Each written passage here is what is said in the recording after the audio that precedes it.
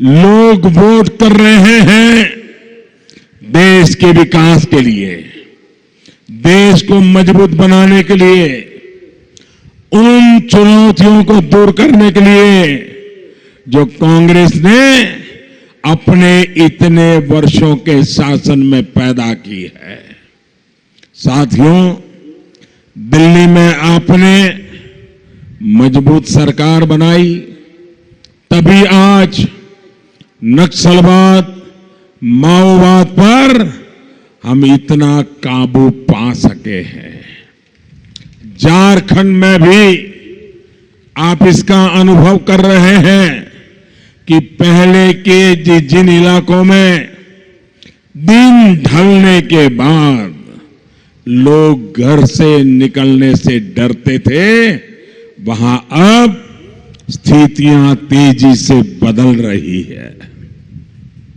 साथियों, भाजपा एनडीए सरकार के प्रयासों का ही परिणाम है कि देश में नक्सल प्रभावित जिलों की संख्या में बहुत कमी आई है। इन इलाकों में रहने वाले आदिवासी नौजवानों में भी एक विश्वास जगा है, एक उत्साह जगा है। वो रिकॉर्ड संख्या में हिंसा का रास्ता छोड़ करके देश के विकास के लिए मुख्य धारा में आना तेज गति से शुरू हुआ है।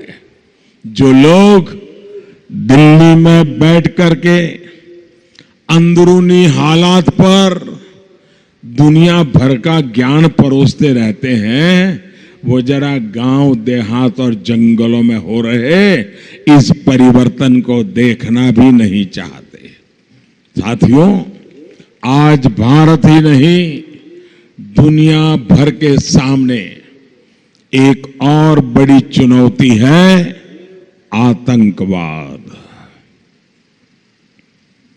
आपने 2 दिन पहले ही देखा कि किस तरह ईस्टर के पवित्र दिन हमारे पड़ोस में श्रीलंका में आतंकवादियों ने किस तरह चर्च और दूसरी प्रमुख जगहों पर बम धमाके किए। जो दिन भगवान यीशु के संदेश की याद दिलाता है, जो दिन मानवता की सेवा का प्रतीक है, उस दिन आतंकियों ने सैकड़ों लोगों को जो भगवान यीशु की प्रार्थना में लगे हुए थे, उनकी जान ले ली। 2014 से पहले भारत भी तो इसी स्थिति से गुजरता था। पाकिस्तान आतंकी भेजता था, आतंकी यहां पर हमले करते थे, और जो कांग्रेस की सरकार थी वो रोना शुरू कर देती थी। रोते हुए डर डर करके, क्या डर डर करके आतंकवाद का मुकाबला हो सकता है क्या? डर डर करके आतंकवाद से लड़ा जा सकता है क्या? साथियों, पाकिस्तान को उसी की भाषा में जवाब यही आपके चौकीदार की सरकार ने किया है। हमने घर में घुसकर आतंकियों को मारा है, आतंक के सरपरस्तों को साफ कर दिया है।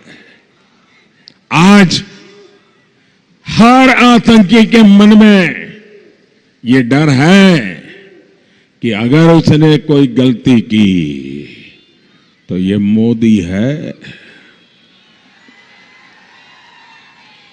उसे पाताल से भी खोजकर ठिकाने लगाएगा। भारत के खिलाफ किए गए हर गुनाह की सजा उसको पानी पड़ेगी।